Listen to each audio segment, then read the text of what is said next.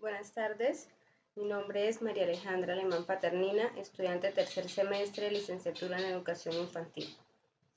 Les voy a presentar una actividad de educación inclusiva y modelos reflexivos, actividad denominada Reflexionando y actuando sobre la educación inclusiva, donde daré respuesta a algunos ítems referentes a la educación inclusiva.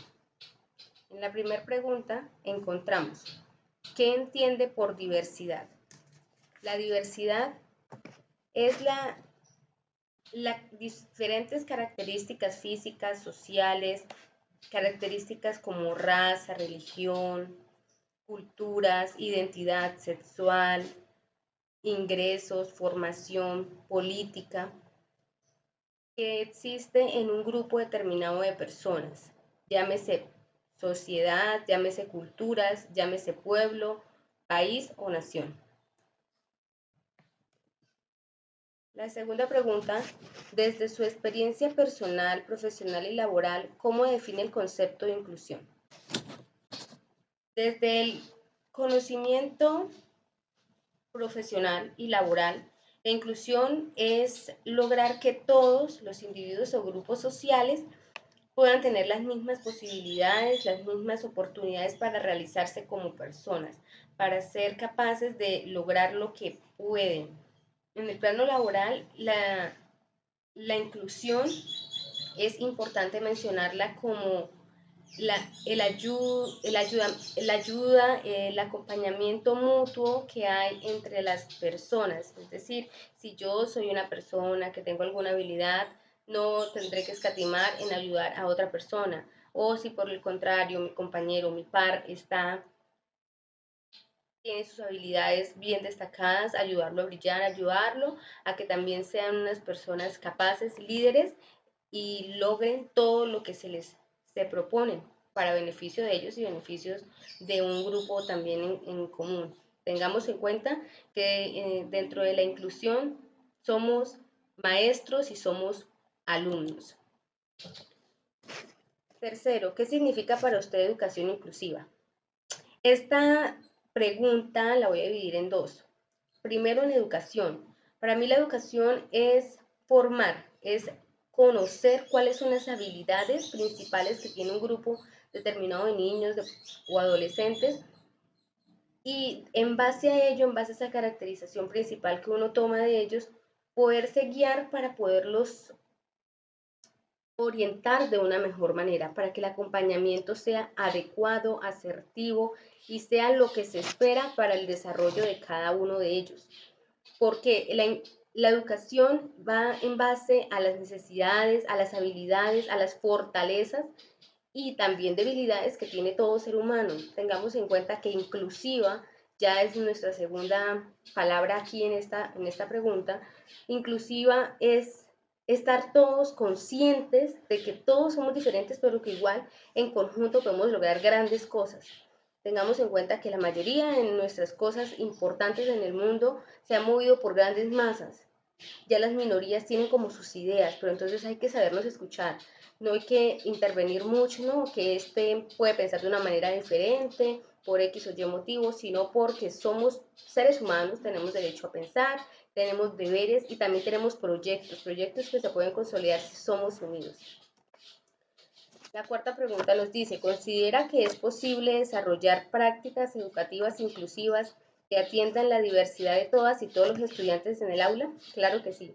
Es importante desarrollar estas estrategias de prácticas educativas inclusivas porque así vamos a entender a toda la diversidad, teniendo en cuenta que podemos emplear enseñanza cooperativa, aprendizaje cooperativo, resolución de conflictos, resolución de problemas heterogéneos, donde todos tengamos que aportar nuestro granito de arena. Es importante que sepamos cómo mezclar todo esto, cómo coger cada partecita para el desarrollo de nuestros niños, nuestros adolescentes y de nuestra propia comunidad.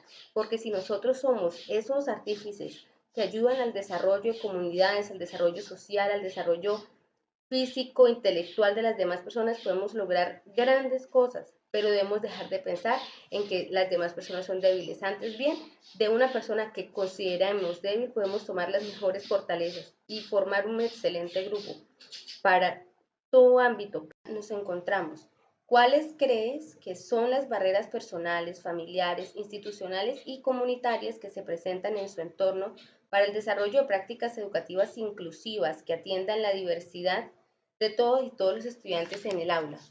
Pues tengamos en cuenta, como lo mencioné al inicio, que las barreras educativas personales, familiares, siempre están en nuestra mente. Nosotros debemos ir más allá de lo que se considere o se estandariza como una barrera, porque muchas personas colocan barreras como el género, la migración, el idioma, la política, el sexo, la cultura, la raza. Hay miles de cosas que no deben ser una barrera. Qué rico sería que nosotros encontráramos en un aula diferentes culturas, diferentes religiones, diferentes sexos, orientaciones sexuales y en base a ello formemos el mejor grupo más consolidado, más fuerte en conocimientos, más fuertes en aportes a la sociedad y al mismo individuo. En cuanto a la sexta pregunta, tenemos, ¿cuáles crees que son los factores facilitadores en lo personal, familiar, institucional y comunitario que se presentan en su entorno para el desarrollo de prácticas educativas inclusivas que atiendan la diversidad de todas y todos los estudiantes en el aula?